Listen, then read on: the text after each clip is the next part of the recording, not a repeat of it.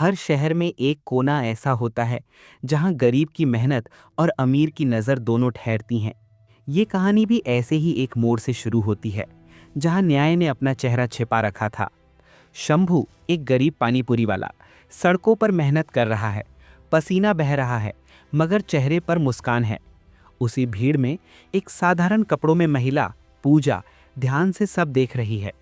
अचानक police jeep रुकती है, सायरन की आवाज़ गूंजती है, भीड़ सहम जाती है। इंस्पेक्टर विक्रम राणे गुस्से में उतरता है। कितनी बार कहा है, ये ठेले यहाँ नहीं लगेंगे, रास्ता जाम करते हो सब। शंभू डरते हुए कहता है, साहब 2 घंटे में हट जाऊंगा, बस आज थोड़ा कमाया नहीं। लेकिन राणे लात मारकर ठेला पलट देता है। पानी पूरी जमीन पर बिखर जाती है। शंभू की आंखों में आंसू हैं। कभी कभी इंसान की रोजी भी कानून के जूते तले कुचली जाती है। पूजा आगे बढ़ती है और गुस्से में बोलती है, आपको शर्म नहीं आती? ये भी इंसान है, मेहनत करता है, चोरी नहीं। राणे पलट कर चिल्लाता है, तो कौन है बोलने वाली, चल हट यहाँ से। इतना कहते ही वो पूजा को जोर से थप्पड़ मारता है।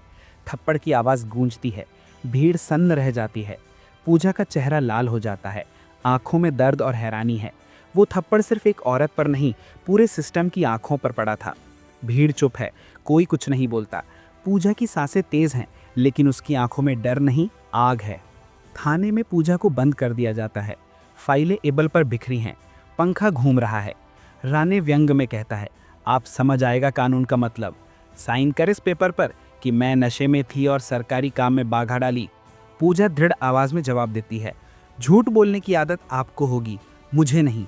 राणे गुस्से में फाइल पटक देता है। पूजा शांति से जेब से एक छोटा रिकॉर्डर निकालती है और चालू कर देती है। कभी कभी सच बोलने के लिए इंसान को जेल की दीवारों से भी मजबूत होना पड़ता है। थोड़ी देर बाद पूजा फोन उठाती है। उसकी आवाज़ ठंडी पर आदेशात्मक है। कमिश्नर ऑफिस, मैं डीएम पूजा सिंह बोल रही हूँ। तुरंत इंस्पेक्टर विक्रम राणे को सस्पेंड करें, अभी इसी वक्त। एफआईआर दर्ज करें, धारा 354, 506 और फर्जी दस्तावेज तैयार करने का अपराध। राणे के चेहरे का रंग उड़ जाता है। मैडम, आप डीएम हैं? मुझे माफ़ कर दीजिए, मैं नहीं जानता था। पूजा शांत स्वर में कहती है, तभी तो मैंने अपनी पहचान छिपाई थी, ताकि असली चेहरा सामने आए।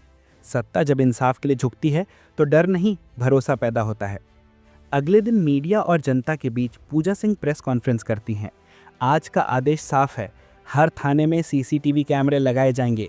कानून सबके लिए समान है, चाहे वो आम आदमी हो या कोई वर्दीधारी अधिकारी। भीड़ तालियों से गूंज उठती है। जब कानून एक महिला के हाथ में होता है तो वो हथियार नहीं, ढाल बनता है। कुछ दिन बाद वही बाजार, सुबह की धूप खिली है। शंभू का नया ठेला सड़क पर लगा है। बच्चे हंस रहे हैं, लोग पानी पूरी खा रहे हैं। पूजा मुस्कुराते हुए कहती है, शंभू, तुम्हारा नया ठेला और लाइसेंस, अब कोई तुम्हें तंग नहीं करेगा। शंभू नम आंखों से कहता है, मैडम, अब भरोसा है, न्याय बस किताबों में नहीं, आपकी जैसे लोगों में भी है। जब एक औरत अन्याय के सामने खड़ी होती है तो पूरा तंत्र खड़ा हो जाता है। न्याय की आवाज़ धीमी हो सकती है, पर गूंजती ज़रूर है। हर थप्पड़ का जवाब हिंसा नहीं, बल्कि व्यवस्था में बदलाव होना चाहिए। पूजा सिंह ने दिखा दिया, कानून की असली ताकत डराने में नहीं, बल्कि आम आदमी को सुरक्षा देने में है।